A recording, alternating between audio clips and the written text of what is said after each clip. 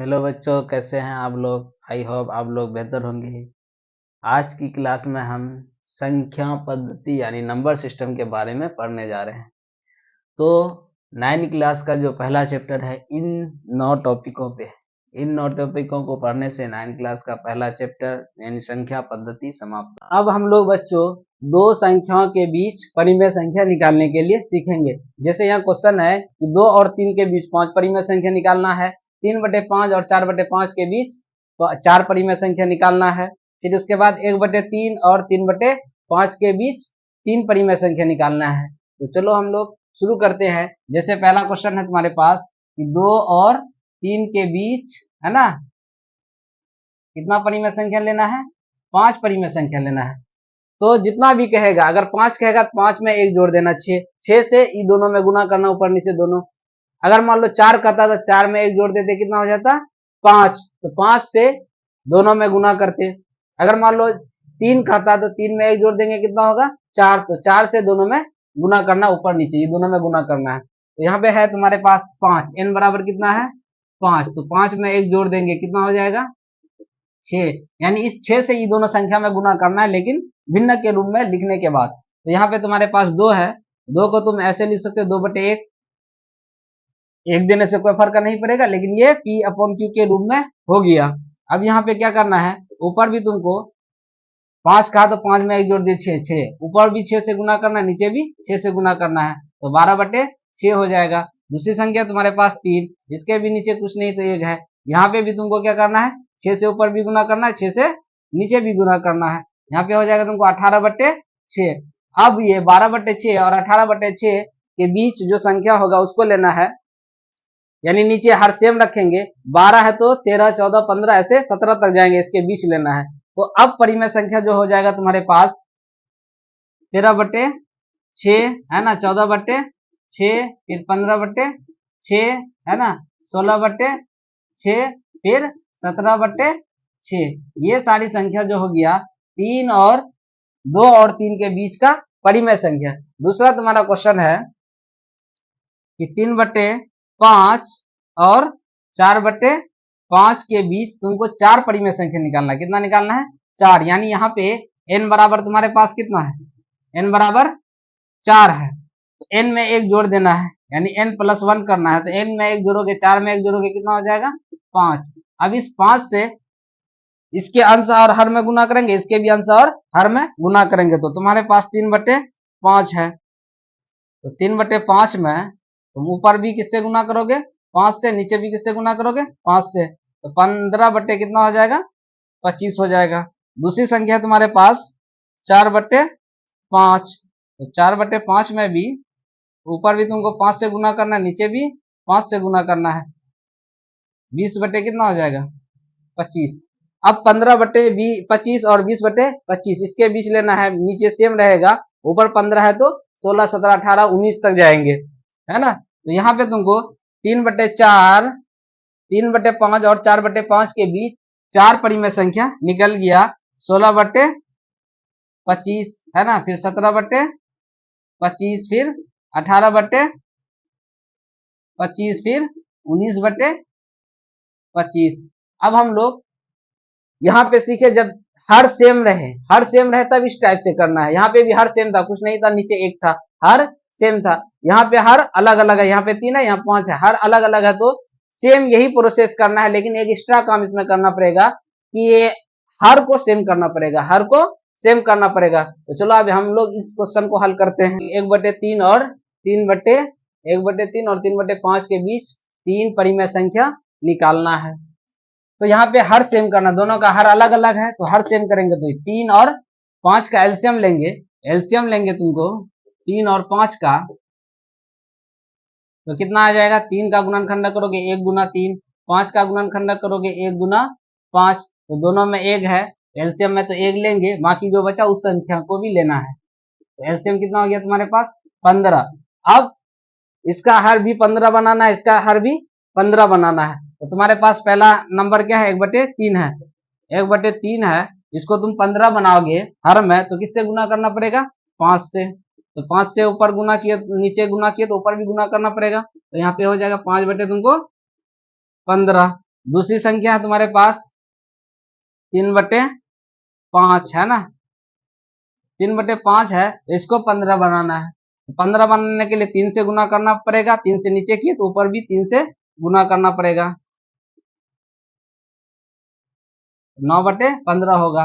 अब तुम 5/15 और 9/15 के बीच तुमको 3 परिमेय संख्या निकालना है। तो 3 परिमेय संख्या तो यहाँ निकल रहा है, 5 के बाद नीचे सेम रहेगा, 5 के बाद कितना लोगे 6/15 है ना, फिर उसके बाद 7/15, फिर 8/15।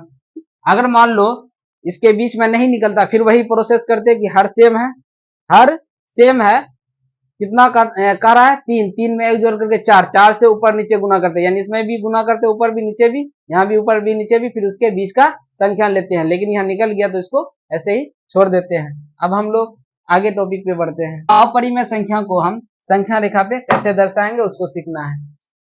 तो अपरिमेय संख्या को दर्शाने के लिए अगर मान लो तुम्हारे पास एक समकोण त्रिभुज है, इसका वैल्यू निकालना है, अगर यहाँ 1 दिए तो यहाँ पे भी 1, इधर क्या हो जाएगा √2।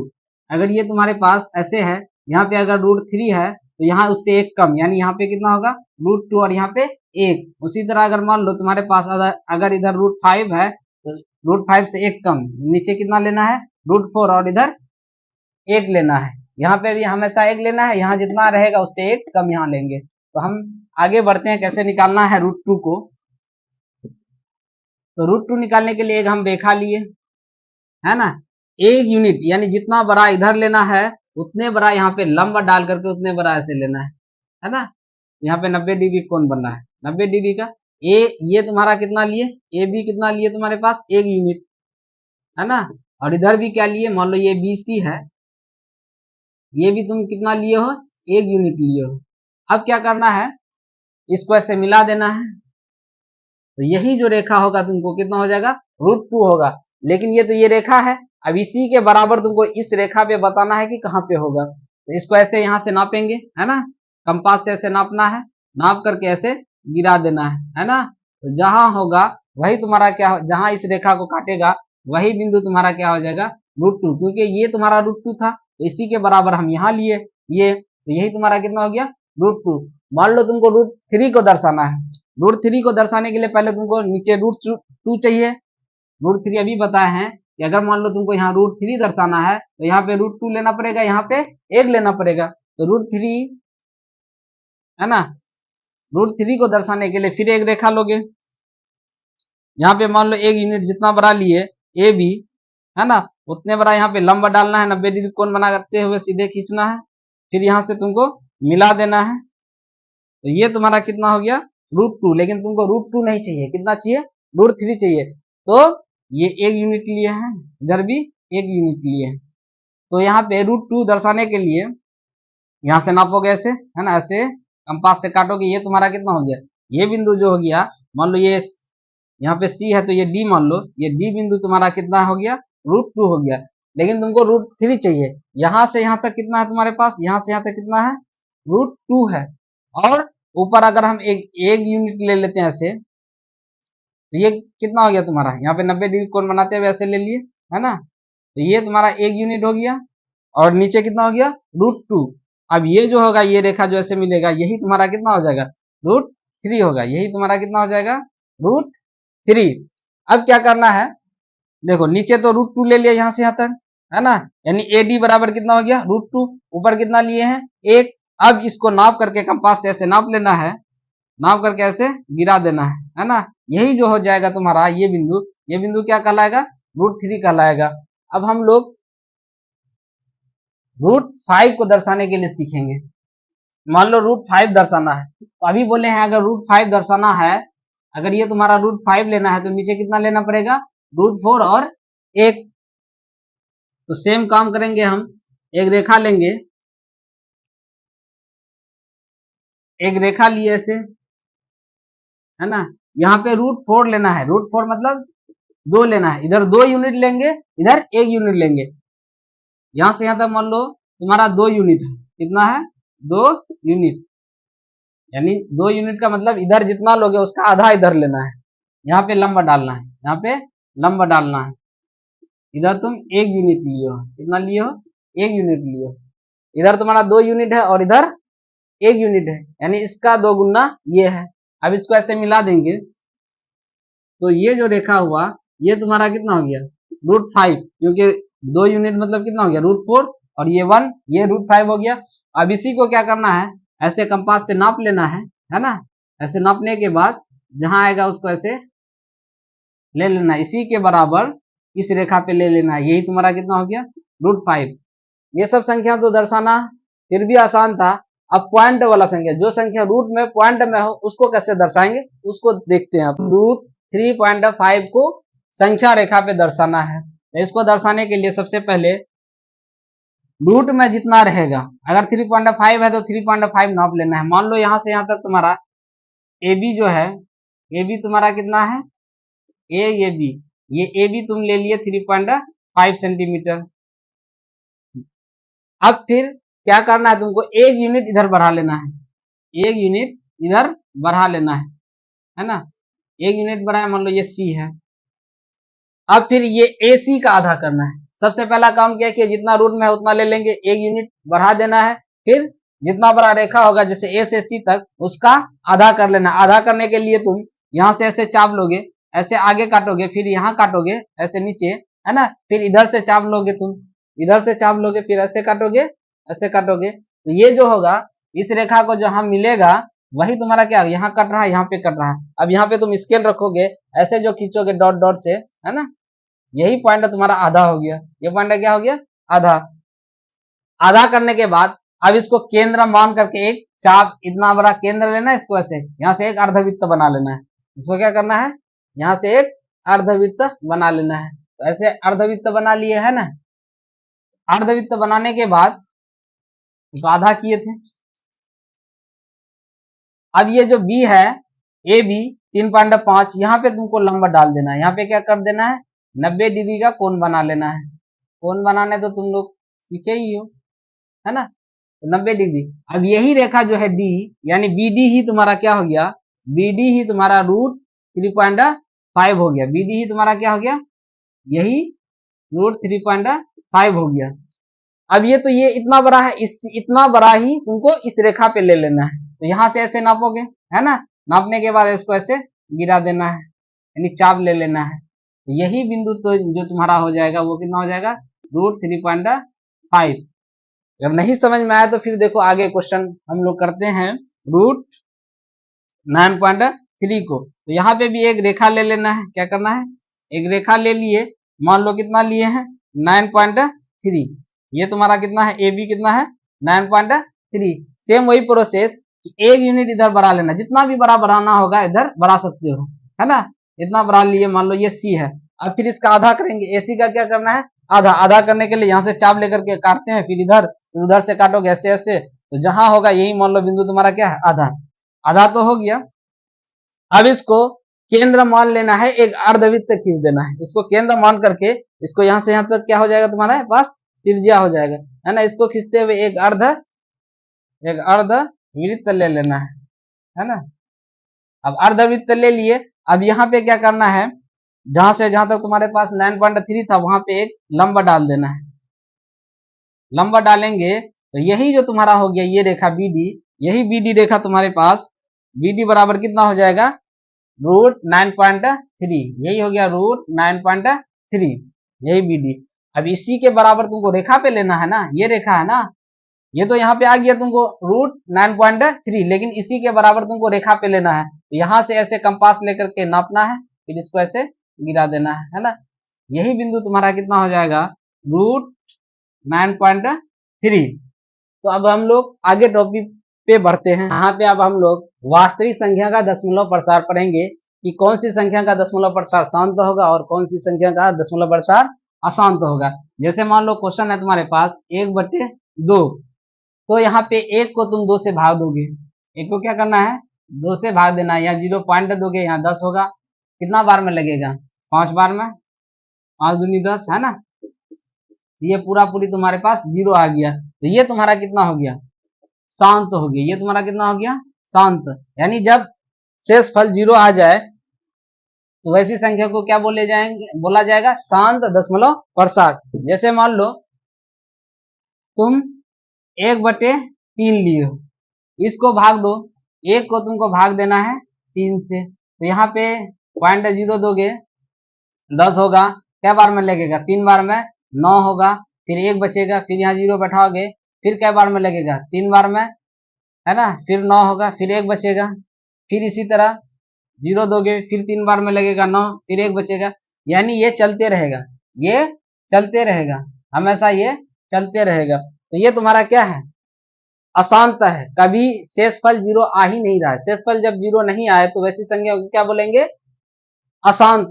ये तुम्हारा अशांत हो गया, पूरा पूरी कट गया, शेषफल 0 आ गया, इसमें शेषफल 0 नहीं आया, ये तुम्हारा क्या हो गया, अशांत।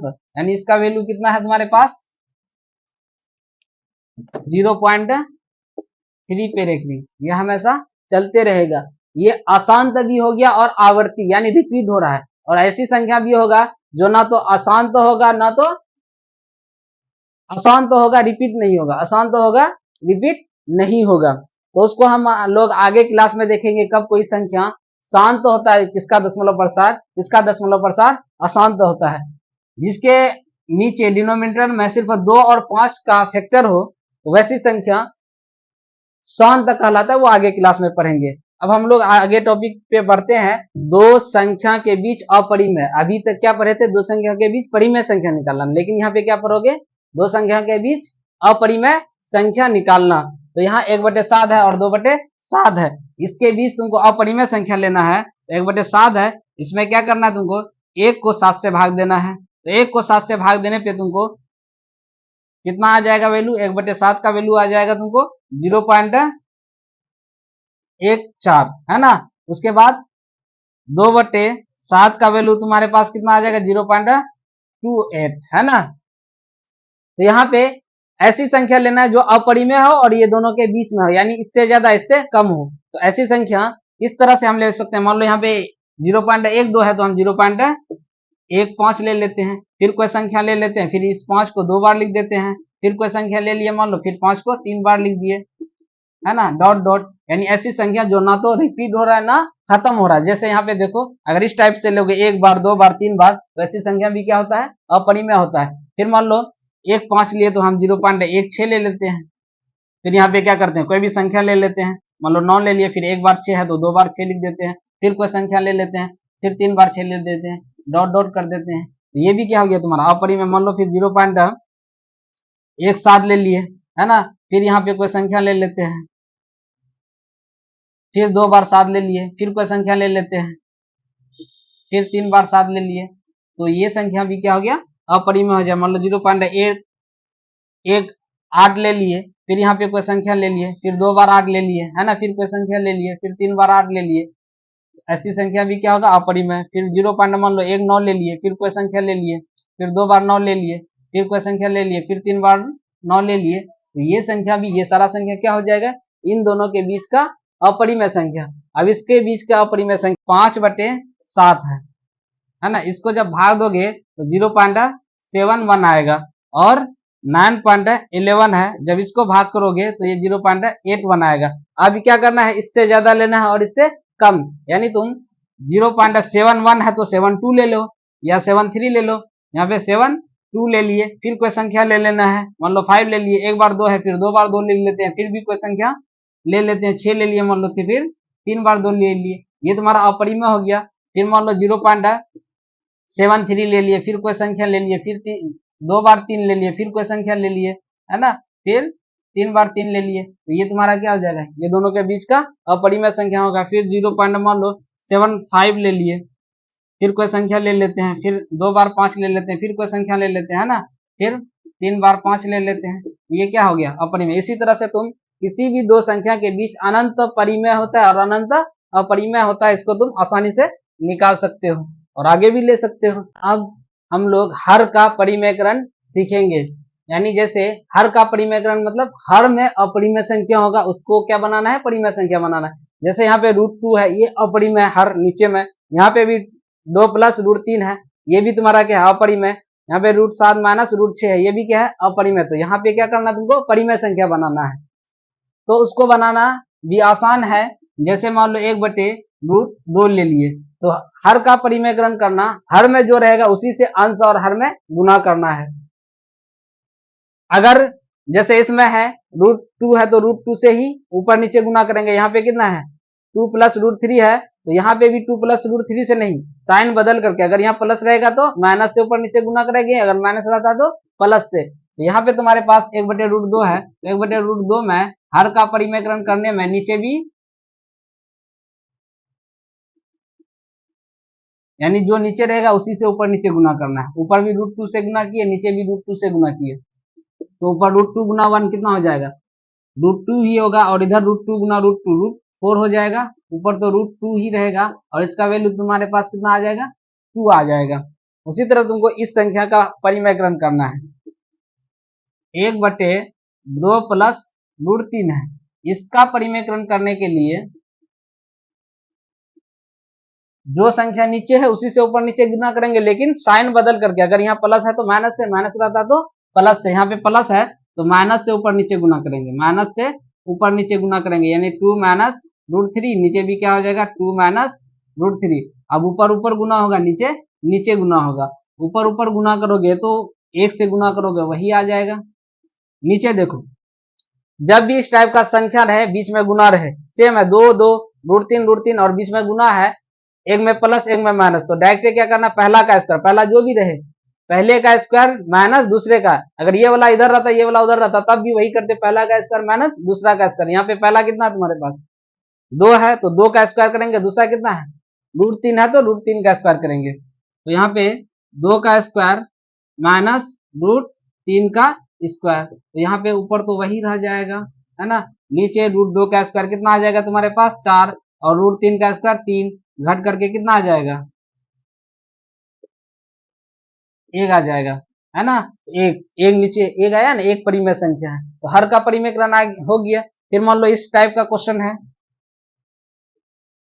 1/√7 माइनस √6, तो यहाँ पे भी तुमको क्या करना है, हर का परिमेयकरण करने के लिए सेम वही संख्या से गुना करेंगे ऊपर नीचे, लेकिन साइन बदल करके, यानी √7 माइनस है तो प्लस से √6 बटे फिर √7 प्लस √6।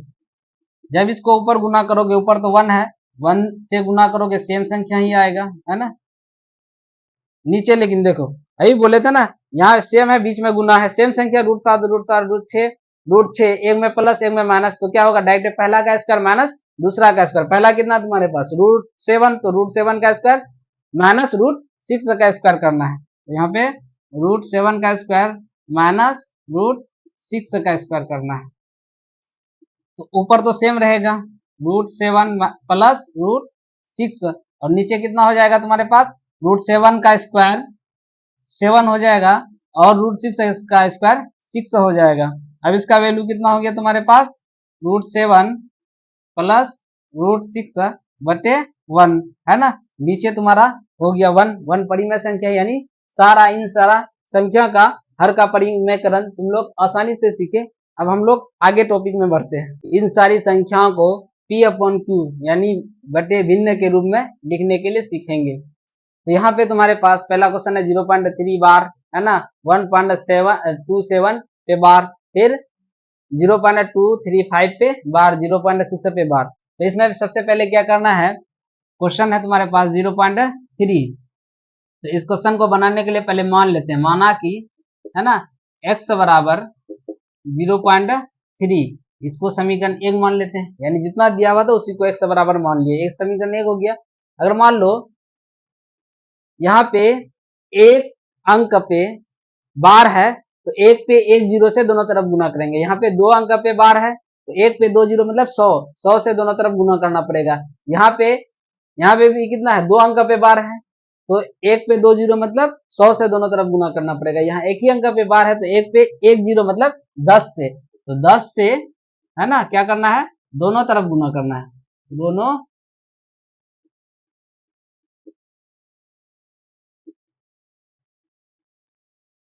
तो इधर 10 से गुना करोगे तो तुम्हारा क्या हो जाएगा 10x, और इधर 10 से गुना करोगे, 10 में कई जीरो होता है, एक जीरो, तो एक पॉइंट उधर घसक जाएगा। अगर यहाँ पे 2 जीरो होता, 2 अंक चले जाता पॉइंट उधर, तो यहाँ पे तुम्हारा 0.3 था, लेकिन 10 से गुना के तो यहाँ पे पॉइंट आ जाएगा।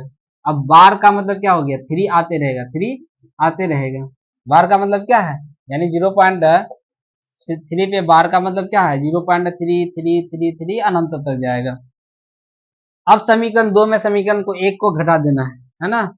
समीकरण 2 माइनस 1 करने पर, है ना। तो समीकरण 2 तुम्हारे पास कितना है, 10x बराबर 3.3 या 0.3 पॉइंट के सीध में पॉइंट देना है ना। और x बराबर कितना था तुम्हारे पास, 0.3। समीकरण 1 जब घटाएंगे तो यहाँ पे घट करके कितना आ जाएगा तुमको, 0। यहाँ पे कितना आ जाएगा, 3, और यहाँ पे 0 0 ही आएगा। इधर 10x में 1x जाएगा, 10x में 1x जाएगा, कितना आ जाएगा, 9x।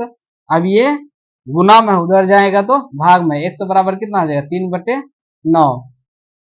इस तरह से कर इसको काट भी सकते हो, इसको काट दोगे तो अगर कितना हो जाएगा, 1/3, है ना, या ऐसे ही छोड़ सकते हो।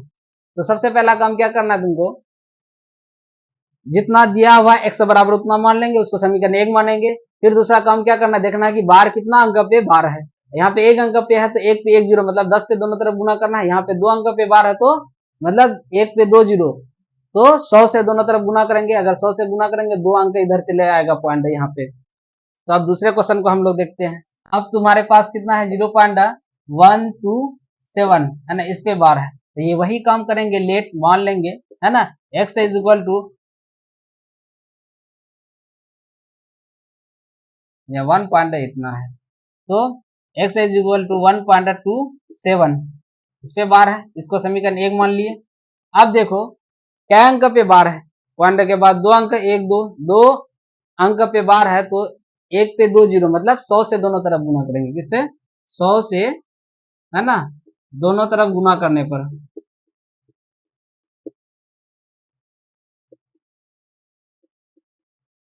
इधर 100 से गुना करेंगे तो 100x हो जाएगा, है ना।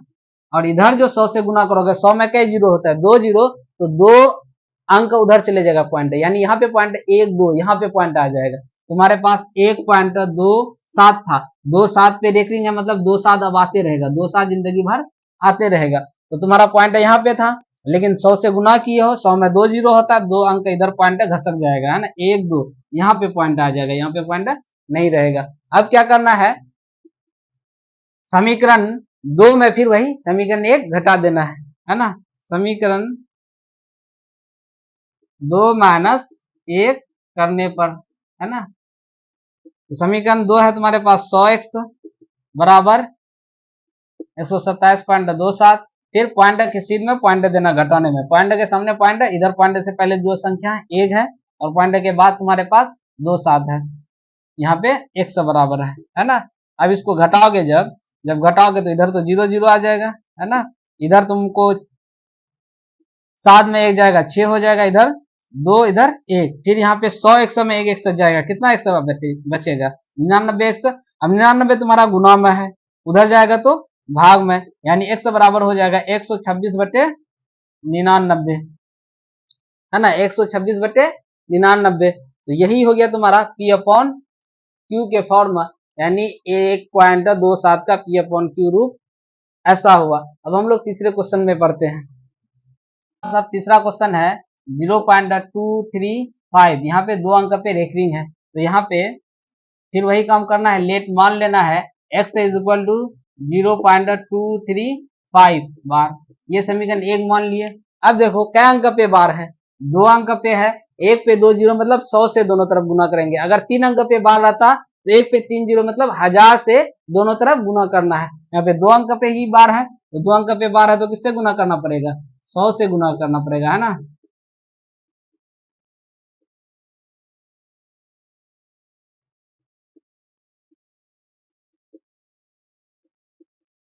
तो इधर 100 से गुना करोगे तुम्हारे पास 100x हो जाएगा, उधर 100 से गुना करोगे तो 100 में कई जीरो होता है, 2 जीरो, तो 2 पॉइंट उधर घसक जाएगा। अभी तक तुम्हारे पास 0.235 था, और 35 पे डेकरिंग है, मतलब 3.35 आते रहेगा, 35 आते रहेगा। तो 100 से गुना किए तो 100 में 2 जीरो होता है, 2 डिजिट उधर घसक जाएगा पॉइंट, तो यहाँ आ जाएगा पॉइंट।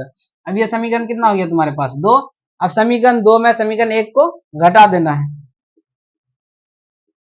समीकरण 2 माइनस 1 करने पर,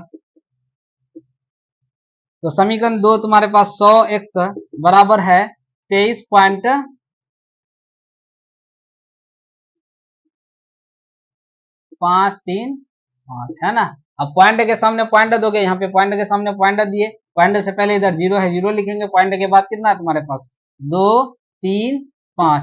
अब इसको क्या करना है, इधर x है ना। अब इसको जब घटाओगे तो 5 में 5 जीरो, 3 में 3 जीरो, इधर 5 में 2 जाएगा, कितना बचेगा 3, इधर पॉइंट है, पॉइंट दोगे फिर 3 का 3 बचेगा है ना, फिर इधर 2 का 2 बचेगा, इधर 100x में एक x से जाएगा तो कितना x बचेगा 99x।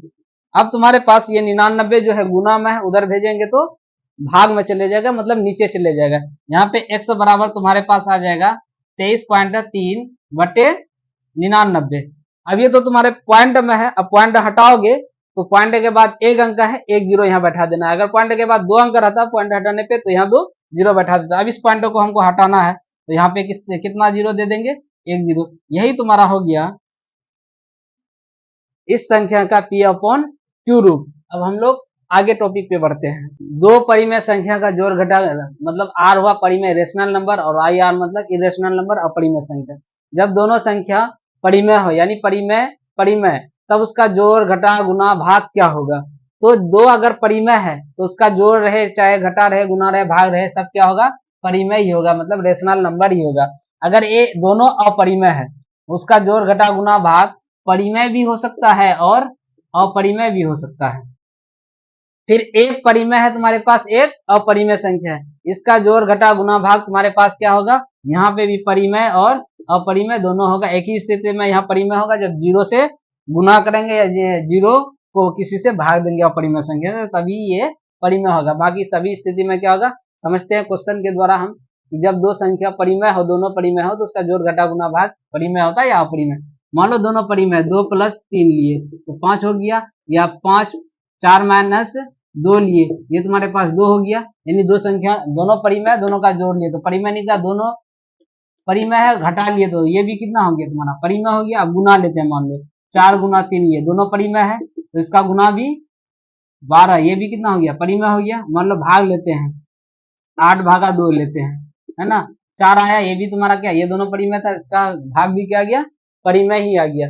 अगर मान लो दोनों अपरिमेय है, दोनों अपरिमेय है ना, यहाँ पे क्या था r और r था, यहाँ पे r और r था, आया भी क्या r ही आया, मतलब परिमेय था तो परिमेय ही आया।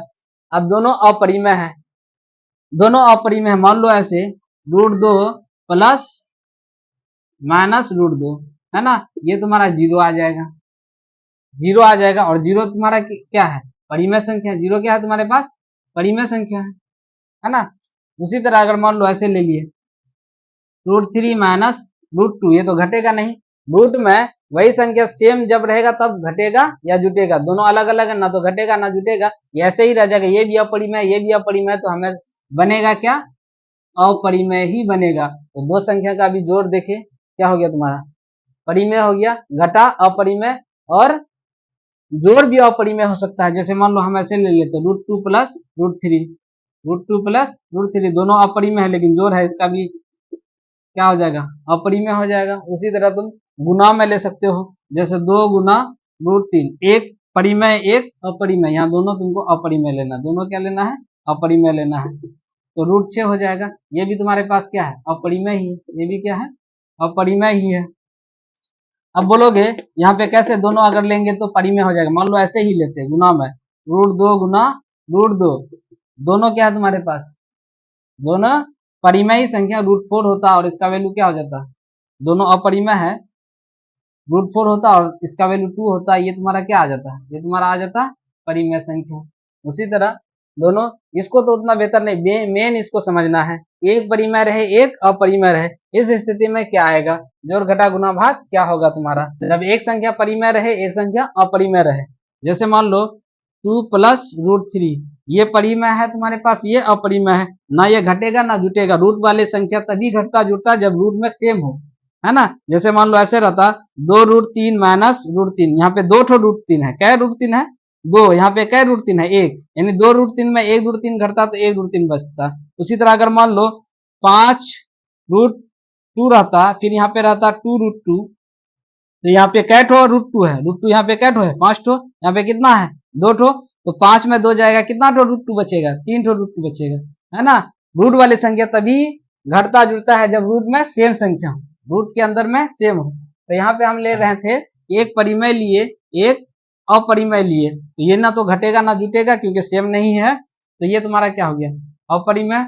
मान लो ऐसे ले लिए 4 माइनस √5, एक परिमेय है एक अपरिमेय, तो क्या हो गया अपरिमेय ही होगा।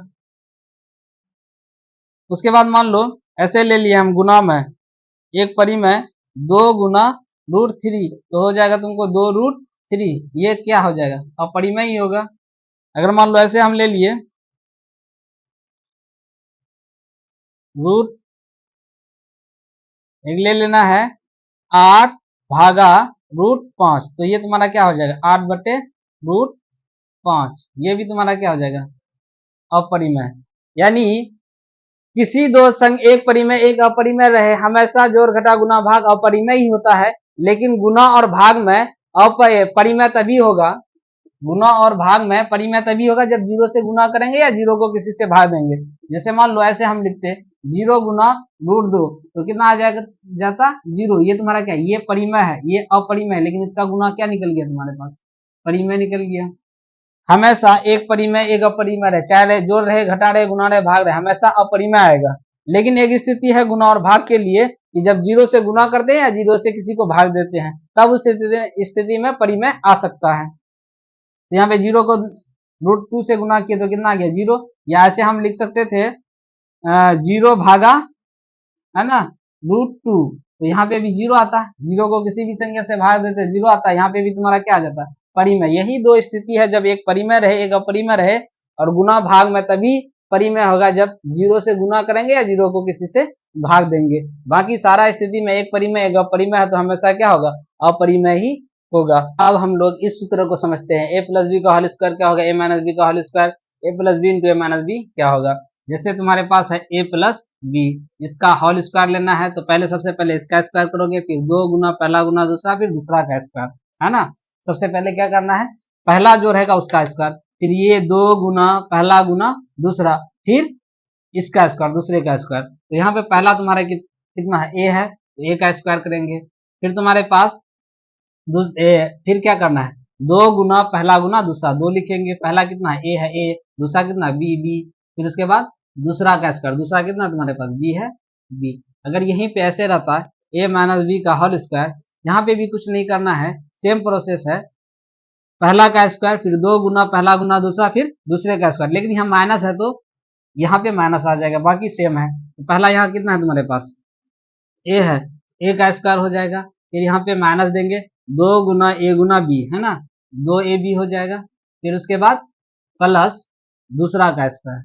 अब हम क्वेश्चन के द्वारा इसको समझते हैं, मान लो ऐसे रहता 2 प्लस √3 है ना, इसका होल स्क्वायर रहता 2 प्लस √3 है, इसका होल स्क्वायर है। तो अभी बोले a प्लस बी का होल स्क्वायर के रूप में है, सबसे पहले पहला का स्क्वायर करेंगे, फिर 2 गुना पहला गुना दूसरा, फिर दूसरे का स्क्वायर। पहला यहाँ पे कितना तुम्हारे पास 2 है, तो 2 का स्क्वायर किए, फिर प्लस देंगे, सब में प्लस है तो सब में प्लस आएगा, फिर 2 गुना है ना पहला कितना है 2 गुना पहला गुना दूसरा, तो पहला 2 है और दूसरा कितना है √3, फिर प्लस दूसरा का स्क्वायर, दूसरा कितना है तुम्हारे पास √3, इसका स्क्वायर करना है। तो यहाँ पे आ जाएगा तुमको 2 का स्क्वायर कितना आ गया 4 है ना, फिर इधर 2 गुना 2 कितना आ जाएगा 4, √3 है तो √3 रहेगा, फिर इधर √3 का स्क्वायर कितना आ जाएगा 3 आ जाएगा, है ना। अब 4 3 7 जुटेगा, 7 प्लस 4√3।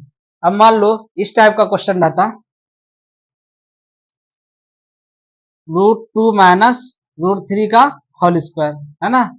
यहाँ पे समझते हैं √2 माइनस √3 का होल स्क्वायर, तो यहाँ पे भी वही काम करना है, सेम प्रोसेस। सबसे पहले क्या करना है पहला का स्क्वायर, फिर 2 गुना पहला गुना दूसरा, फिर दूसरा का स्क्वायर। पहला कितना तुम्हारे पास √2, तो √2 का स्क्वायर करेंगे, है ना। फिर उसके बाद माइनस देंगे 2 गुना पहला गुना दूसरा, यानी 2 गुना पहला कितना है √2 गुना दूसरा कितना है √3, फिर प्लस दूसरा का स्क्वायर, दूसरा कितना है तुम्हारे पास √3, इसका स्क्वायर करेंगे, है ना। √2 का स्क्वायर 2 होगा, इधर गुना करोगे तो 2√6 होगा, है ना। √2 गुना √3, √6 है, 2 का 2 रह जाएगा, फिर √3 का स्क्वायर कितना आ जाएगा तुम्हारे पास, 3 आ जाएगा। जब इसको घटाओगे तो ये तुम्हारा आ जाएगा -1 माइनस 2√6, क्योंकि -√3 है, माइनस में ये प्लस में, ये दोनों घटेगा, बड़ा में माइनस हो तो माइनस आएगा।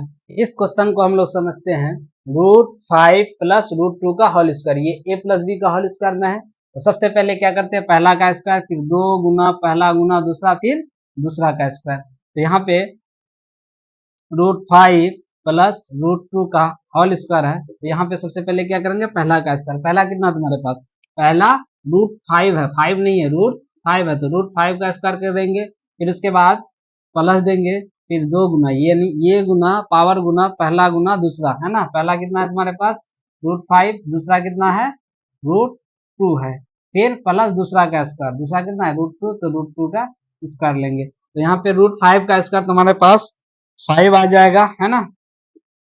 फिर उसके बाद इसको गुना करोगे तो 2 5 दूनी 10, यानी √10 आ जाएगा। फिर उसके बाद इधर 2 का स्क्वायर करोगे तो कितना आ जाएगा, √2 का स्क्वायर करोगे 2 आ जाएगा, 5 2 कितना हो गया 7, 7 प्लस 2 √10, ये तुम्हारा आ गया इसका मतलब गुणनखंड, ये इसका क्या हो गया, गुणनखंड हो गया। उसी तरह हम ये फॉर्मूला को समझते हैं कि जब a प्लस बी हो और a माइनस बी हो, उसको कैसे सॉल्व करेंगे, बीच में इंटू होता है। इस टाइप के क्वेश्चन में एक बार प्लस में रहे, एक बार माइनस में रहे और बीच में गुना रहे, तो डायरेक्ट क्या करना, पहला का स्क्वायर माइनस दूसरा का स्क्वायर, यहाँ पे हो जाएगा मतलब a का स्क्वायर माइनस b का स्क्वायर। क्वेश्चन के द्वारा हम लोग समझते हैं, जैसे मान लो √5 माइनस √2, फिर उसके बाद है √5 प्लस √2, तो यहाँ पे सेम है, एक में प्लस, मान लो यहाँ पे प्लस दे देते हैं, यहाँ पे माइनस, कहीं भी कुछ भी रहेगा उससे फर्क नहीं पड़ेगा, लेकिन तुम फॉर्मूला से सीधा कर दिए। तो यहाँ पे क्या है, सेम चीज है दोनों जगह, एक प्लस में एक माइनस में और गुना में है, तो क्या करना है, डायरेक्ट पहला का स्क्वायर और माइनस दूसरा का स्क्वायर। पहला कितना तुम्हारे पास, पहला तुम्हारे पास कितना है √5, तो √5 का स्क्वायर करेंगे, दूसरा कितना है तुम्हारे पास √2, तो माइनस √2 का स्क्वायर करेंगे, तो √5 का स्क्वायर कितना आ जाएगा, 5 आ जाएगा। कैसे, जैसे √5 का स्क्वायर मतलब √5 को 2 बार गुना करना है, √5 गुना √5 कितना आ जाएगा √25 आ जाएगा, और √25 का वैल्यू कितना होता है, किसका स्क्वायर √25 होता है 5, इसीलिए जब भी रूट में रहे और स्क्वायर में रहे तो रूट और स्क्वायर खत्म हो जाएगा, अंदर जो बचेगा वही रह जाएगा ना। तो यहाँ पे 5 बच गया, यहाँ पे कितना हो गया √2 का स्क्वायर 2 होगा, तो कितना आ गया घट करके 3 आ गया, है ना। तो इसका ये हल हो गया। अब हम लोग आगे समझते हैं, उस सूत्र को और देखते हैं कि जैसे a पे पावर m गुना, है ना, a पे पावर n बराबर क्या होगा, फिर a पे पावर m भागा a पे पावर n बराबर क्या होगा, a पे power m whole power n बराबर क्या होगा, यानी a पे पावर माइनस n बराबर, या a पे पावर तुम्हारे पास m है इंटू b पे पावर भी m है, इसका वैल्यू कितना होगा, और a पे पावर किसी भी संख्या पे पावर 0 है उसका वैल्यू कितना होगा, और किसी पे माइनस पावर है उसका वैल्यू कितना। तुम्हारे पास बेस सेम रहे और पावर अलग अलग रहे तो वहां पे क्या होगा, बेस उतर जाएगा और पावर जुड़ जाएगा। यहाँ पे दोनों जगह ए है तो ए उतर गया, पावर गुना में है और पावर जुड़ जाएगा, है ना। अगर बेस सेम रहे गुना में रहे तो पावर जुड़ता है, अगर बेस सेम रहे भाग में रहे तो पावर घटता है। यहाँ पे क्या हो जाए, ए पे पावर m माइनस n, अब यहाँ पे एक पावर अंदर है एक पावर बाहर है, तो इस स्थिति में क्या होगा, दोनों पावर गुना हो जाएगा, यानी a पे पावर हो जाएगा mn, कितना हो जाएगा। अगर मान लो यहाँ पे बेस अलग अलग है लेकिन पावर सेम है, तो बेस अलग अलग है तो बेस गुना होगा, यानी a गुना b ए बी हो जाएगा, और पावर सेम है तो एक पावर उतर जाएगा, है ना। मान लो किसी भी संख्या पे पावर 0 होता है, इसका वैल्यू 1 होता है, कैसे होता है आगे समझेंगे। अगर किसी पे माइनस पावर n है तो इसको हम लिख सकते हैं 1/a पे पावर n। अब इसको क्वेश्चन के द्वारा हम लोग समझते हैं, जैसे को अभी फॉर्मूला था कि बेस सेम रहना चाहिए और गुना में रहे, बेस सेम रहना चाहिए गुना में रहे तो क्या होगा, तो बेस उतर जाएगा और पावर जुड़ जाएगा, है ना, पावर जुड़ जाएगा। मान लो यहाँ पे 5 पे पावर 4 है गुना फिर 5 पे पावर 3 है, तो यहाँ पे बेस सेम है गुना में है तो बेस उतरेगा और पावर जुट जाएगा, यानी 4 + 3 तो कितना हो जाएगा 5 पे पावर, 5 पे पावर 7 हो जाएगा।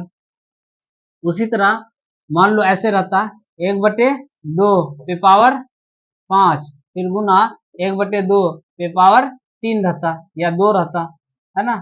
तो इस स्थिति में देखो बेस सेम है, यहाँ पे भी 1/2 है, यहाँ पे भी 1/2 है, बेस सेम है, पावर गुना में है, तो क्या करेंगे बेस जो है वही उतरेगा, यानी 1/2 है 1/2 उतरेगा और पावर क्या हो जाएगा, गुना में रहेगा तो पावर जुटेगा, भाग में रहेगा तो पावर घटेगा। यहाँ पे 5 + 2 यानी 1/2 पे पावर कितना हो जाएगा 7 हो जाएगा।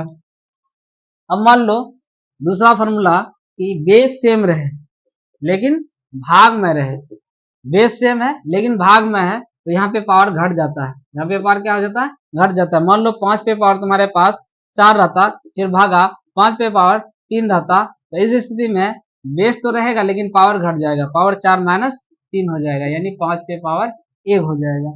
अगर यही बटे में रहता तब भी वही होता, मान लो ऐसे रहता 1/3 पे पावर 6 फिर भागा 1/3 पे पावर 3 रहता, तो इस स्थिति में भी क्या होगा भाग में है बेस सेम है, यहाँ भी 1/3 यहाँ भी 1/3 भाग में है तो पावर क्या होगा घटेगा, बेस जो है वही उतरेगा और पावर घट जाएगा, है ना। तो बराबर कितना हो जाएगा 1/3 पे पावर कितना हो जाएगा 3 हो जाएगा, है ना। चाहे इस रूप में रहे बटे के रूप में या बिना पूर्णांक के रूप में रहे, तो हमेशा क्या होगा अगर बेस सेम है भाग में रहेगा तो पावर घटेगा, अगर बेस सेम रहे और गुना में रहे तो पावर जुटेगा। आगे है कि अगर बेस अलग अलग रहे और पावर सेम रहे तब क्या होगा, उस स्थिति में देखते हैं। जैसे मान लो a पे पावर m है गुना b पे पावर m है, इसका क्या हो जाएगा a b पे पावर m, है ना। क्वेश्चन के द्वारा समझते हैं। जैसे मान लो 2 पे पावर 3 है फिर गुना है तुमको 5 पे पावर 3, यहाँ पे बेस अलग है लेकिन पावर सेम है, उस स्थिति में बेस गुना होगा, यानी 2 गुना 5 और पावर जो है वही उतर जाएगा, है ना। तो कितना हो जाएगा तुम्हारे पास 10 पे पावर 3 हो जाएगा। मान लो ऐसे रहता है 1/2 पे पावर तुम्हारे पास 5 रहता फिर गुना 1/3 पे पावर कितना हो जाता है, यहाँ मान लो 2/3 पे पावर कितना हो जाता है 5 होता है, यहाँ पे बेस अलग अलग है पावर सेम है, उस स्थिति में क्या होगा बेस गुना होगा और पावर जो है वही उतर जाएगा। यहाँ पे 1/2 गुना 2/3 करेंगे और पावर जो 5 था 5 आ जाएगा, तो इसको ऐसे लिखेंगे ऊपर ऊपर गुना होगा नीचे नीचे काट भी सकते हो, यहाँ से काट भी सकते हो, अगर नहीं काटना तो 2/6 पे पावर 5 अगर काट देते तो कितना आ जाए, यहीं पे काट दोगे तो 1/3 पे पावर कितना आ जाएगा 5 आ जाएगा। अब मान लो किसी संख्या पे एक पावर अंदर है ना, एक पावर बाहर है, उस स्थिति में दोनों पावर गुना होता है, दोनों पावर गुना होता है। क्वेश्चन के द्वारा समझते हैं। अगर मान लो 2 पे पावर 5 है और होल पावर तुम्हारे पास 2 है, तो यहाँ पे 2 पे पावर कितना हो जाता है 5 गुना 2, 5 गुना 2 यानी 2 पे पावर 10 हो जाता, 2 पे पावर कितना हो जाता 10। अब मान लो इस टाइप का क्वेश्चन है कि जब किसी भी संख्या पे पावर 0 हो तो उसका वैल्यू क्या होगा, किसी भी संख्या पे पावर 0 हो तो उसका वैल्यू 1 होता है। कैसे समझते हैं, अगर मान लो हम ऐसे लिखे a पे पावर m भागा a पे पावर m, है ना, सेम रहेगा, सेम संख्या है ना, तो भाग में रहेगा तो इस स्थिति में क्या होता है पावर जो है वही उतरेगा और पावर घटता है, बेस सेम रहे और भाग में रहे तो क्या होता है पावर घटता है, यहाँ बेस सेम है और पावर घटेगा m में m तो क्या हो जाएगा 0 हो जाएगा, a पे पावर कितना हो जाएगा 0। यहाँ पे देखो अगर 2/2 करोगे तुम 2/2 करोगे कितना आएगा 1 आएगा ना, उसी तरह a पे पावर m सेम है, कट करके कितना आएगा तुम्हारे पास 1 आएगा ना, तो इसी का वैल्यू कितना हो जाता है। क्वेश्चन के द्वारा समझते हैं हम लोग। मान लो 2 पे पावर 3 है फिर भागा है तुम्हारे पास 2 पे पावर 3, तो सेम चीज है, सेम है ना, तो कट करके तो वैल्यू 1 हो जाएगा, लेकिन इसको अगर पावर के रूप में लिखोगे तो कैसे लिख सकते हो, बेस सेम है तो बेस वही उतरेगा पावर घटेगा, है ना, पावर घटेगा तो इसको क्या लिख सकते हैं 2 पे पावर 0, यानी किसी भी संख्या पे पावर अगर 0 है तो उसका वैल्यू कितना हो जाएगा तुम्हारे पास 1 आ जाएगा, है ना। मान लो 999 भी है, उसमें भी पावर 0 है तो उसका वैल्यू भी 1 होगा। कैसे होगा वो समझ चुके हो आगे। अब आगे हम लोग आगे क्वेश्चन में देखते हैं कि अगर मान लो कोई किसी भी संख्या पे पावर माइनस में है, इसका मतलब हो गया वही संख्या बट्टे में है 1/a पे पावर n। जैसे मान लो 3 पे पावर तुमको -5 है, इसको कैसे लिख सकते हैं 1/3 पे पावर 5, है ना। अब आगे हम लोग समझते हैं फिर 16 पे पावर है ना 3/4। तो इस स्थिति में इस 16 का गुणनखंड करेंगे, 16 का गुणनखंड वही, तो 16 का 2 दूनी 4 दूनी 8 दूनी 16, तो 2 कै बार आ गया 4 बार, 2 कै बार आ गया 4 बार। तो इस 16 को क्या लिख सकते हैं 2 पे पावर 4 और होल पावर कितना है 3/4। इस स्थिति में फिर दोनों पावर क्या होगा गुना होगा, यानी 2 पे पावर कितना हो जाएगा 4 गुना 3/4। तो नीचे कुछ नहीं तो 1 है, ये 4 4 कट जाएगा तो 2 पे पावर कितना हो जाएगा 3, 2 पे पावर कितना हो जाएगा 3। उसी तरह यहाँ पे देखो गुना में है, बेस सेम है, गुना में है तो पावर क्या होगा जुटेगा। अगला क्वेश्चन क्या है तुम्हारे पास, चौथा क्वेश्चन कि 2 पे पावर 2/3 गुना 2 पे पावर 1/5। यहाँ पे बेस सेम है तो पावर क्या होगा जुटेगा। तो यहाँ पे लिख देते हैं बेस सेम है तो वही बेस उतरेगा और क्या होगा 3/2/3 प्लस 1/5। तो यहाँ पे 2 पे पावर कितना 2 3 और 5 का एलसीएम 15 आएगा, है ना। तो यहाँ पे 3 से 15 को भाग दोगे 5, 5 दूनी 10, फिर 5 से 15 को भाग दोगे 3, 3 गुना 1 3 हो जाएगा। तो 2 पे पावर कितना हो जाएगा 10 3 13, 13/15, यानी 2 पे पावर तुमको हो जाएगा 2 पे पावर 13/15, है ना।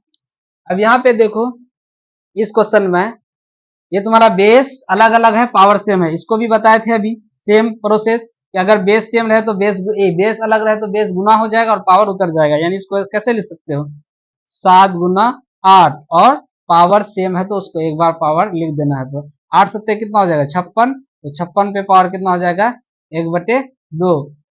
तो आज हम लोग 9 क्लास का पहला चैप्टर पूरा समाप्त किया। Okay, thank you.